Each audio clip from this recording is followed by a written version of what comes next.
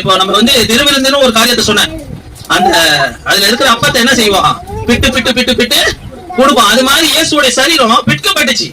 அவங்க அடிக்கிற அடியில பிச்சுக்கிட்டு போனுச்சு அந்த சதையெல்லாம். நம்மள சும்மாலாம் அவருக்கு விடுதலை வாங்கி தரல பாருங்க. ஏன் இயேசுவை பார்த்தா எல்லாத்துக்கும் விடுதலை கிடைக்குன்னா, இயேசு அப்படி பிட்கப்பட ஒப்பு கொடுத்தார். அல்லேலூயா.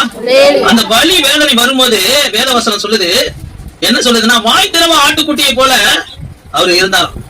வலிச்சதுன்னா அம்மா அப்பான்னு கத்துவாங்க. நம்ம அவரு வாய் திறவ ஆட்டுக்குட்டியை போல அவ்வளவு வலியை தாங்கிக்கிட்டு இருந்தார். பல பேரு காரி துப்புனாங்க, இவனா உன்னை எங்கெல்லாம் காப்பாத்த போறான் அப்படின்னு சொல்லி காரி துப்புற ஒரு உமிழ் நீர் வாங்கினார். எச்சு முகத்துல வாங்கினார். முகத்தை அவர் குறுக்கவே இல்லை போட்டு அப்படியே கொஞ்சம் கூட தன்னை அறைய வரவனுக்கு கூட அந்த முகத்தை காட்டினார். உன்னை ஒரு கணத்துல அறையன்னு நினைக்கிறவனுக்கு 2 கணத்தையும் காட்டுப்பானாரு. ஆனா ஏன்னா உன்னை அறையணும்னு ஒருத்தவன் நினைச்சிட்டானா, நீ காட்டு, நான் உனக்கு வாங்கி வச்ச விடுதலைய நீ அங்க பாப்ப. அவன் கையதான் ஓங்குவான், ஆனா கைய உன் கண்ணத்துல படவே படாது. அல்லேலூயா. அவன் கைய